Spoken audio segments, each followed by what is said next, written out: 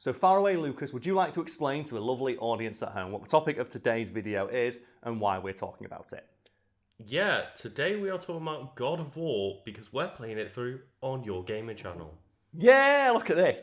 This is called self-promotion, folks, and I'm really, really good at it. But yeah, we're playing God of War on my gaming channel, a link to which you'll no doubt find below. And also, I want to just share the sick thumbnail I got an artist to make, because yeah, it's so fucking cool. Artist credit found below. And you know what, fuck it, artist credit also on the screen right now, because fuck it, it's super awesome. And I will pick up my phone, as per usual. We will start at the beginning, and we're referring specifically today to the God of War Wiki and the article, oddly enough, about Kratos. And as is so often the case, we will start at the beginning with the in-game information listed about Mr. Kratos, which starts with his aliases. And oh, Lucas, are you ready for some fucking band names? Oh, because the God of War series is pretty metal as it is, but oh my god, I didn't realise how metal. And Lucas, would you like to take a guess? Other than the God of War, what's the top listed alias for Kratos? Well, I'm presuming it's just like the Ghost of Sparta. Yeah, it's the Ghost of Sparta! How fucking cool is that? We've got the Ghost of Sparta, the White Warrior, the God of War, the Servant of Ares, the Champion of Ares, the Slave of the Gods, the Fist of Ares, the Marked Warrior, Oathbreaker, the Slayer of Gods, Destroyer of Worlds, Champion of the Gods, Sinker of Atlantis, Slayer of Ares, Killer of Argos, Lord Kratos, Godslayer, the Tattooed Man, Bearded Beaver. And of all them, Bearded Beaver's kind of my favourite. Yeah. I can see that being the name of a joke Viking metal band. Yeah, probably, yeah. If people are wondering, yeah, Viking metal's a real thing, go listen to some Storm Warrior. Those guys are awesome. We have gender, male and then some. Birthplace, what was it, Lucas? Where was Kratos born? Sparta? Sparta. Species, he is a demigod / god, so a god.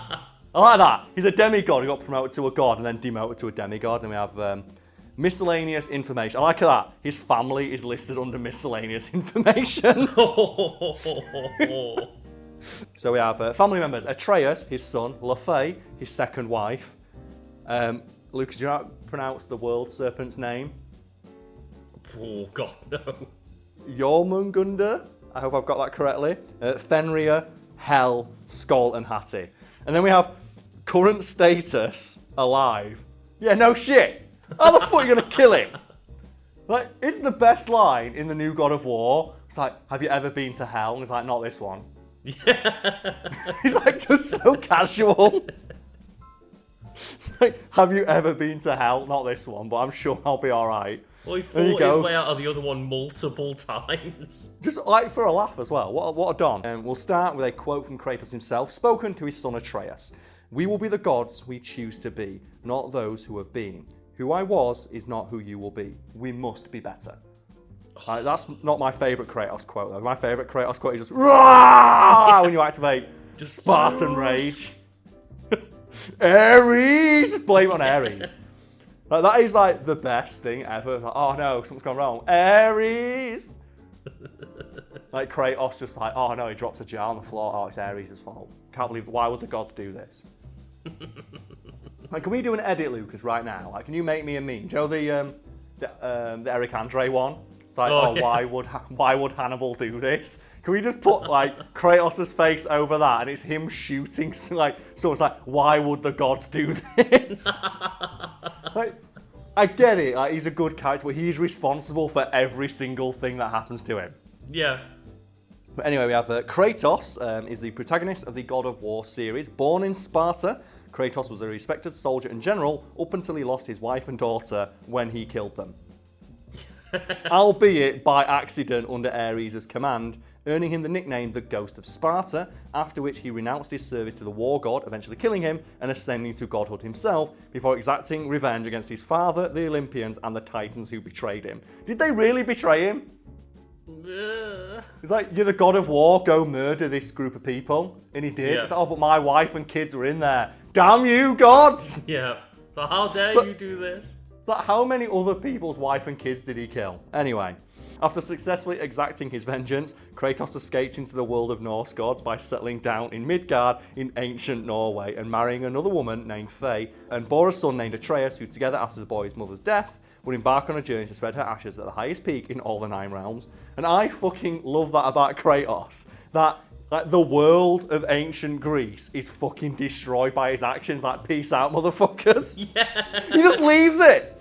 Like, he opens Pandora's fucking box and lets the hope out. That's enough. I guess, like, this completely obliterated landscape is fine now. Yeah, because at the end of God of War 3, it's just Zeus being like, well, Kratos, you fucked the entire world then. Yeah, like, the final shot of God of War 3 is Kratos, like, a panning shot of just Greece being hit by every conceivable natural disaster at once. Yeah. Like, I'm pretty sure if you look in the distance, you see, like, Godzilla rocking up as well. It's like, and he just responds and goes, oh, fuck off to Norway then. Yeah. And, like, Lucas, do you care about his biography? 'Cause we like, just go play the games. Yeah, basically. Like, he was a Spartan soldier, he became a god, and then he just murdered fucking everybody. And then, yeah, if you want to see what happened after that, go watch our playthrough on my channel. But we'll go to the fun stuff, which is often on Wiki Weekends, powers and abilities. And we have here, powers. Okay. As the demigod and later full god, son of Zeus, Kratos possesses incredible superhuman physical prowess, beyond that of any mortal or beast, augmented via intensive training since his childhood by a Spartan school, and later surpassing all other Greek demigods and gods. So, Kratos is canonically stronger than every Greek god. Including Zeus, the king of gods. And I think in the games where you kill a couple of the titans as well, don't you? Yeah, you do actually take them down, yeah. Like you kill Kronos and you kill Gaia, is it? You do kill Gaia. I'm not sure, do you kill them all? I think you do kill a couple of the titans, but I'm trying to think what's the big fight against the guy who he holds you in his fingertips? The famous one from God of War 3. I think that's Kronos. Is that Kronos? Yeah, and you kill him. And it's like you're like this big, you're literally like an ant to him, and Kratos still wins. You're ripping like his thumbnail off, aren't you? Yeah, and it's like, why would you do this? Anyway, he's canonically stronger than every Greek god, but how strong isn't known because the sentence continues, the exact limits of his powers are yet to be determined. So he could potentially be stronger even than we've seen in the games so far. And I think like God of War 2018 is probably like the most grounded look at his power set ever. Oh yeah, for sure. Because like if you compare, like for example, we just talked about him fighting one of the Titans, and you have him overpowering a creature like 2,000 times his own size, and then you go into like God of War 2018, he's fighting wolves. Yeah, basically. And he's always baffled me that he struggles to do stuff like that. It's like when he's like mantling over a wall, and then earlier in the series you've seen him jumping 300 foot into the air. It's like, why don't you just do that? Well, I mean, you do have the fight with the stranger where he's like, oh, you're like old now, man. Yeah, one of the things that I like, though, is that Kratos is constantly holding back, and I like the headcanon explanation of when he goes into Spartan Rage, why he uses his fists instead of the Leviathan axe, is because he's so angry he'd snap it in half. And like, there's a couple of moments where you can actually see how strong Kratos is, but he holds it back, like when Atreus is stuck fighting the Dark Elves, and Kratos is like, how do I get over there? And he just punches a brick wall. Like this building-sized piece of marble, he just obliterates it with his bare hands. It's like, fucking hell. And it says here that Kratos' might rival, if not surpass, that of Thor and Odin. Oh my Although God. that's like speculation on behalf of fans and stuff. But then again, if he's taking out Zeus, like with his bare hands, he might have a chance again. Then again, even though most godlike beings in religion are described as being omnipotent, I think like Norse mythology especially just gives big props to how strong Thor is. Well, most of the gods really, because they're all just fucking warriors. Yeah, like it's a warrior pantheon. So even though Zeus is technically omnipotent, like the fact that like no one really talks about how physically strong he is, it's like no, he's powerful. When you get someone like Thor, it's like, oh, what hammer does he wield? Oh, it weighs as much as a fucking star. And shit like that. And then he has a special belt that doubles his strength. And like they say, oh yeah, he like headbutted a man made of stone, and he just like disintegrated. Lucas, would you like to take a guess at the first power listed for Mr. Kratos? I'm presuming like Spartan Rage. No, it says here immeasurable strength. So Kratos possesses incredible superhuman strength, which seems to fluctuate depending on the situation at hand and sometimes on his rage and anger. Although he was defeated by Alric in the beginning, later Kratos can easily subdue and rip apart many large and powerful beasts. Yeah. That sounds alright. With nothing more than just mashing of the circle button. It says here that using only his bare hands, he can easily rip off the head of a god. Yeah, possibly one of the most brutal deaths in that series. Oh god, Have you seen that one? so brutal. Where he rips off Helios's head with his bare hands. He says here that he's capable of overpowering the Hydra, throwing the Colossus of Rhodes, and he prevented both Kronos and Atlas from crushing him with their fingers. So it's Atlas that he fights. Atlas, remember, who according to Greek myth, holds up the entire universe on his shoulders. And Kratos is like, nah, none of that. Oh, in his battle against Hercules, who is considered to be unrivaled in terms of sheer strength, Kratos proved himself to be stronger, capable of stopping his charges, throwing him with great ease, and overpowering him through nothing but sheer strength. Oh god, yeah, I love that fight. So even the Greek god of strength got overpowered by Kratos. Yeah. One of the greatest testaments of his strength in the Nordic realms when he pushed the world bridge and later flips Tyr's temple with little effort. Yeah, he flips over a bridge, that's the entire world. Yeah. It's like, he just sees this thing, it's like, oh, what is it? Oh, it connects all the realms, it weighs more than the universe itself. And Kratos' like, oh great, I wanted to work my shoulders today. And does it like one-handed. Fucking, I love Kratos, he's so dumb, it's great. And then... Oh god. Like, what's your favourite thing Kratos does like, in terms of sheer physical strength? I think mine might be, like, he does it like a dozen times throughout the series, when he gets eaten by a giant monster and then just like opens its mouth and then starts punching it. Yeah. Like when he gets eaten by the dragon and he lifts its mouth up and then starts slashing at his tongue. It's like the dragon's like going, I didn't expect this. I think my favourite has just got to be that Kronos fight. 'Cause everything through God of War 2018 is amazing, but that fight is still stuck in my head of just clambering up this guy's thumb and just taking him down. It says here as well that he's also able to survive extreme environments, such as Hell, the Norse realm of the dead, which according to Mimir, the smartest man in the universe, is so cold that not even Odin himself can stand there for long. And Kratos walks around it in a loincloth. Yeah, he does. He also as well goes to Muspelheim, which is the land of constant fire, the realm of fire. Oh god. And then he just has like some combat sparring zones in there. Yeah, like he just goes to like the realm of fire and just gets the fucking fist fights with demons. I love it. Superhuman speed. Kratos is incredibly fast, capable of matching the likes of Zeus, who has the speed of lightning, Charon, Hermes, and Pollux and Castor, who possess chronokinesis, so control over time. So he can go faster than people who can control time. This is further enhanced when he gains the boots of Hermes. His speed can at times prove to be a major factor in his victories. Power absorption. Throughout his life, Kratos has shown the ability to absorb powers from various sources, be it gods or Titan. Amongst the greatest powers he has absorbed is the power of hope, locked away inside Pandora's box, allowing him to kill the immortal Olympians. And despite the fact he releases it during his suicide, the part of hope is still inside him. Oh, he's got the power of hope.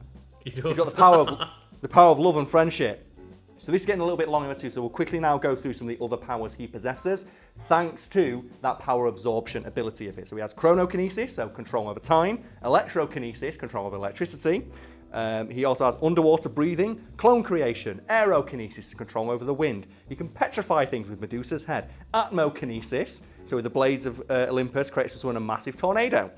Godly energy manipulation, so with the blades of Olympus, he can fire powerful blasts of god energy. He has pyrokinesis, so he can control fire. He can shapeshift, allowing him to grow to over 500 feet in size. He has cytokinesis, which allows him to control ice. He has geokinesis, which allows him to control the Earth itself. Void creation, to travel through dimensions. Soul manipulation.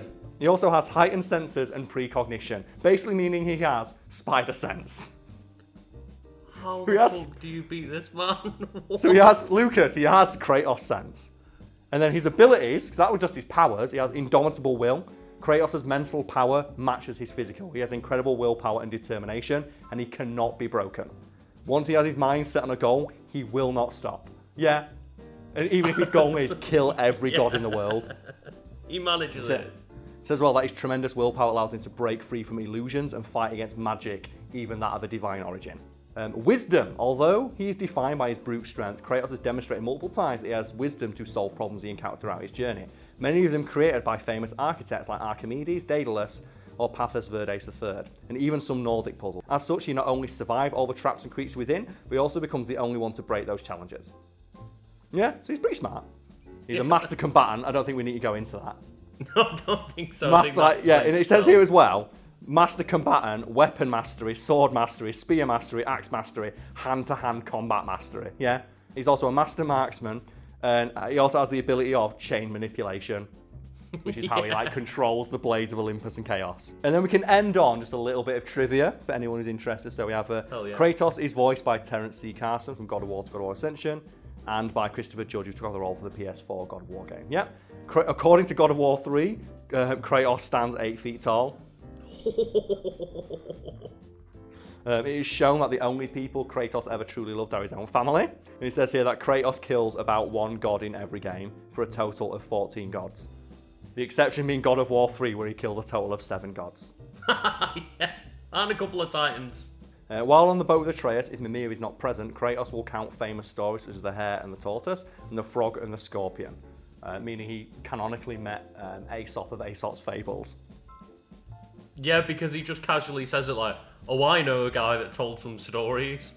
And one of the things that I really like is the fan theory that the reason Kratos doesn't like Mimir, he calls him head and just ignores all his advice, is because he's upset that story time was taken over, and he secretly really enjoyed telling Atreus stories on the boat. Oh, God. Yeah, and that's my headcanon forever, that Kratos really likes telling stories, even though he's shit at it.